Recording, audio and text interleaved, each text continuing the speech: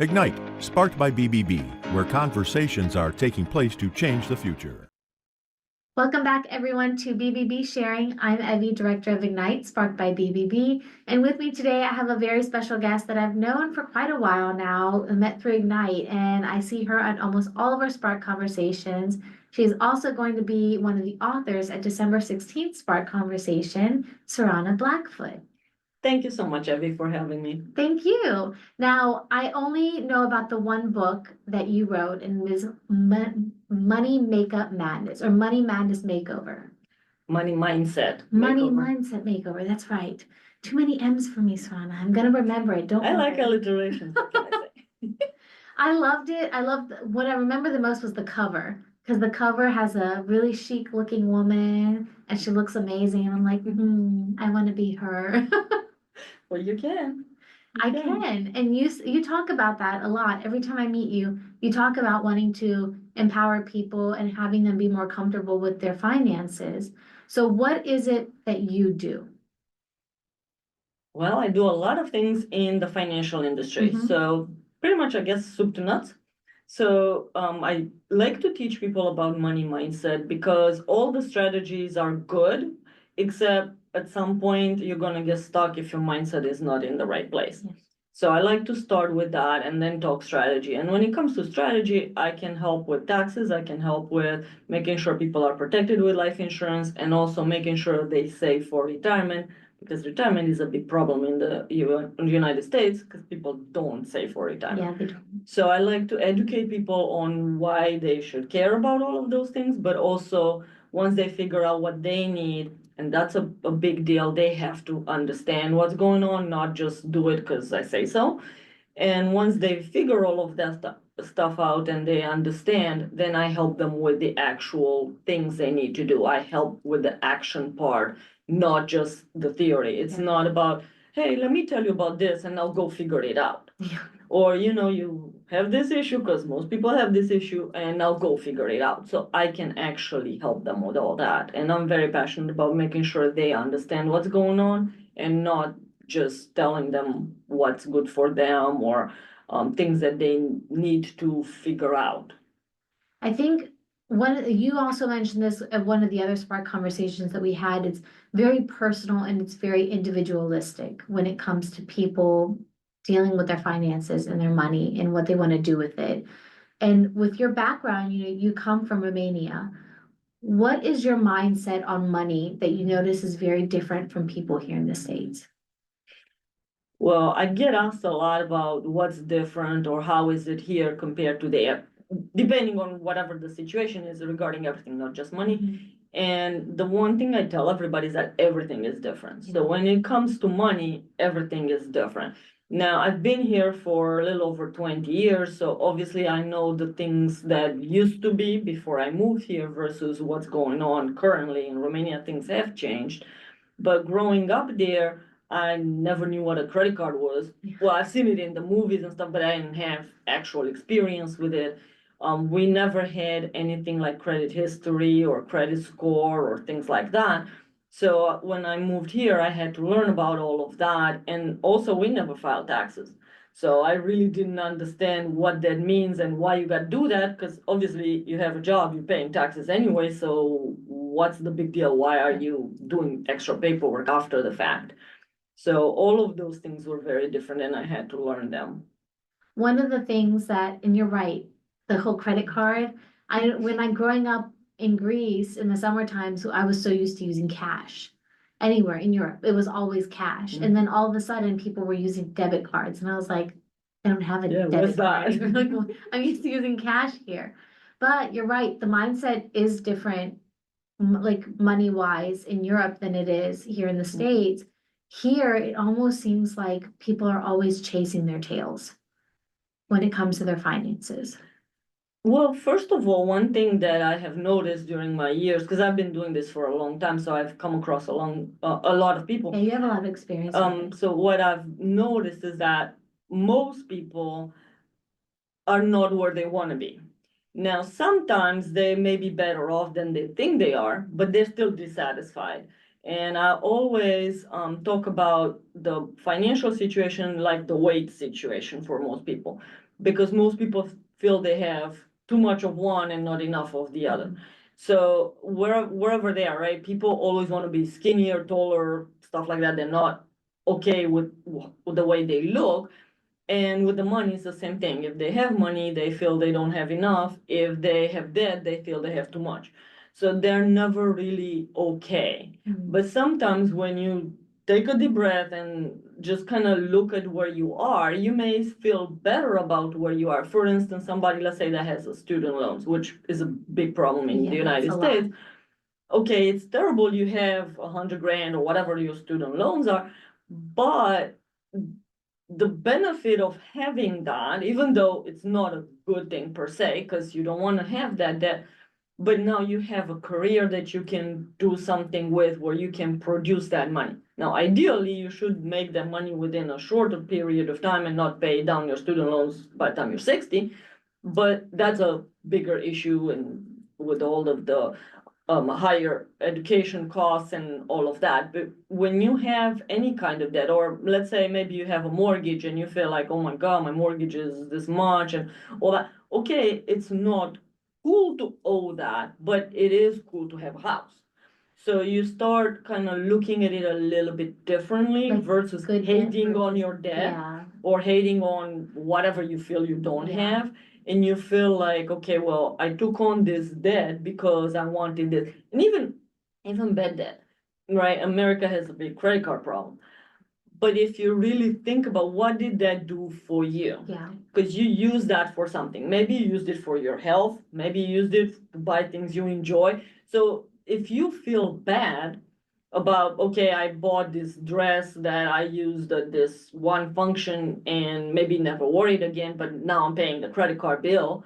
Okay, it's not good. You need to hurry up and pay it because you don't want to pay that interest. However, don't feel bad about having the dress. Enjoy it, because now if you feel bad about it, you bringing all of this bad juju to you, because now you're feeling bad about the debt and you're feeling bad about the dress, so you're not even grateful for whatever the money provided to you. It's bringing more negative energy into the money that you've already spent to begin with. Right. And I do agree with having good debt and bad debt. My parents always talk about this. They have good debt, right? Even the And most most people will. wealthy people in the world have debt. They're They in do. billions of dollars of debt, but it's good debt. Right. And most people will need to have it because they can't buy a house putting all the money down. Most people. Now, there are some that probably can, or if they want a nicer car. And I'm not saying like buy a Lamborghini if you can't afford a Lamborghini, but if you want a nice car nowadays, it costs about as much as a house used to cost. So you can't really necessarily have the money. Maybe you do, great, then don't pay interest, pay the car off. But if you don't, still get a good car versus buying a piece of junk that is going to last a year or two, But also don't keep that debt for a long time. Try to get rid of it, but don't feel bad about having it. Yeah. It's like somebody that maybe wants to lose weight and now they eat a piece of cake and now they feel guilty for eating the piece of cake. So now they hate on the cake, they hate on themselves for being weak to eat the cake. And now their body starts having all sorts of other issues because of all of this negative stuff that they're putting in themselves. Instead of shifting your mindset and saying, okay, I ate the cake, that wasn't a good move, but I can maybe bounce back and go to the gym or go Right. for a walk and try to Right. make it better Right. and start again the next day. Do an action that helps with mitigating the bad thing, but don't feel bad for making that decision because maybe that was something you enjoyed.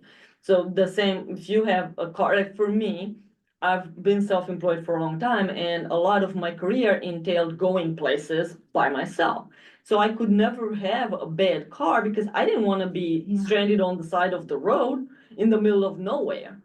So I had to be very aware that I need to get a good car that's not going to die on me on the side of the road. I also drive a lot, so that car needs to have good mileage for the gas because otherwise I'll be spending a fortune in gas. So you have to think about, okay, maybe I paid more than somebody that got a different kind of car, but I was safe.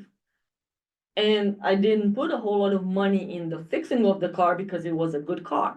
It's So you starting, have to yeah. think of what your priorities are, and then you plan around that instead of saying, oh, I'm not gonna buy more car than I can pay off, or I'm not gonna buy more house than I have money in my account or whatever. You have to still make the decision based on whatever you actually want to have. But also don't think, okay, I want a good car, so I'm gonna buy a Ferrari. Because you don't need a Ferrari. Now, if you can afford a Ferrari, That's okay, different. but don't stretch yourself to the Ferrari and now you can't afford a piece of pizza. I was gonna ask you, do you ever come across situations where people almost have like a keeping up with the Joneses? Like, Oh yeah, it's a national disease. it is. And that's why I asked it. So I was wondering, at what point do you like look at, one of your customers, your clients and say, okay, why is it you want that to be your goal? Are you doing it for yourself or are you doing it because you want to show to somebody else? And how is that going to help you financially in the future? Well, I believe that you have to think about your why to achieve anything. Because whatever you want, if it's worth something, it's usually not very easy to get. Mhm. Right? Let's say you want a bigger business or a better career or whatever, it's not going to be, oh, piece of cake, I just show up and that's it.